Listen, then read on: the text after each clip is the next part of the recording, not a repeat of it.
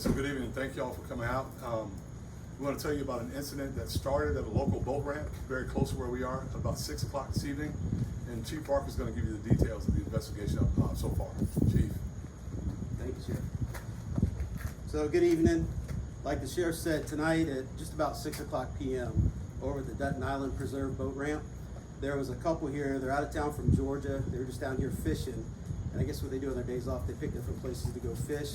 They fished this area quite a few times, but never this particular spot. So they're over there today, and while they're fishing, they start hearing gunshots. So they look roughly 100, 150 yards away, and our suspect from tonight's incident is down kind of across the water from them, shooting a rifle into the water. So the male victim, the male husband, he goes over to talk to him and say, hey, what's going on? Is everything all right, kind of thing? And the guy points a gun at him. So he says, hey, look, I'm not looking for any trouble. We just want to make sure everything's all right. As he's trying to walk away, the suspect says something along the lines of, I know you guys already called the police. The only way they're getting me out of here is dead.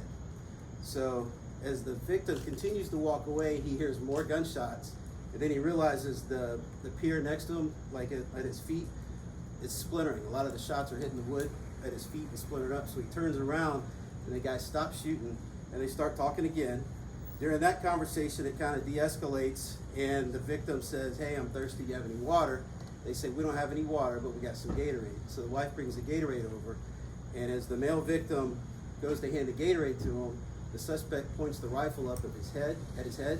So he grabs the gun, they fight over the gun, they go down to the ground, and the victim in this ends up on top of the suspect holding the gun, and he kind of pointed it and he emptied the magazine. He just squeezed the rounds out to get rid of the rest of the rounds that were live inside. He then throws the rifle away. They get back to their car. The suspect leaves. They get back to their car. They think he's gone. So as they're leaving, trying to work their way out of the neighborhood to leave, he turns around. He's up ahead of them in his truck. He turns around and comes at him, barreling at him head on. They steer to the right to miss him, and they kind of sideswipe. It's his driver's side strikes their right rear driver's side. So they kind of veer off. He continues on, and when they get to the front of the neighborhood out here to Mayport Road, they realize when he left that scene, he went out and he hit another vehicle, totally uninvolved, the vehicle just driving down Mayport. He hit that vehicle out here on Mayport, crosses over where he stops, where he kind of runs up into some bushes and a pole, and that's where he came to final rest in the vehicle. The officers all respond to that spot, and they negotiate. That was at approximately 6:05 p.m. where he crashed on the other side. They were there talking to him until 7:33, back and forth, trying to give him multiple commands. Come out, put your hands up. There's a lot of stuff in the vehicle with him, so he's kind of like almost barricading the back window, blocking stuff. At one point, he puts the window down. They said, well, come out of the window, because he acted like he couldn't get out the door. He puts the window back up. The door is cracked open, so they can see him pretty well, and they keep talking to him, like I said, for an hour and a half. Toward the end, they see him. He picks up a rifle case, and he either opened it or he's already opened it or whatever, and he's reaching into it. The officers then engaged him. We had 9 shooting officers that engaged him at that point. He did not survive the injuries.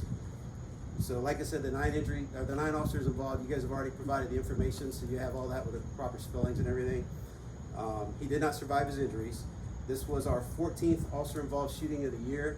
The state attorney's on scene doing their investigation, and with that, I can tell you the suspect, we haven't made next of kin notification yet, so all I can tell you at this point is it's a white male, 37 years of age. And with that, we can take a few questions. Does the suspect have a prior history?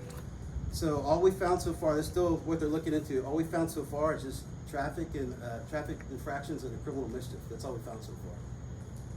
How long is this scene going to be going on for? I know we saw multiple areas that were blocked off when we were trying to get here. Right. Well, they start big, right? Because we got to get all the evidence. It's going to take a while to collect everything, and you'll see it get smaller as they work through it. They'll be over there as long as it takes to get what they need. So I can't give you an estimate. It'll be a while. What kind of rifle was used exactly? I haven't seen the rifle, so we heard it was like an AR-15, but that's what the victim described it as. So I don't know how accurate that is. Couple wasn't injured at all. Doesn't sound like it at this point. No. No, Pretty shaken up. I spoke to them. They're very shaken up, but they're not injured at this point. Just of course, as naturally, you're going to be upset. You're going to be nervous, probably a little shaken up, scared.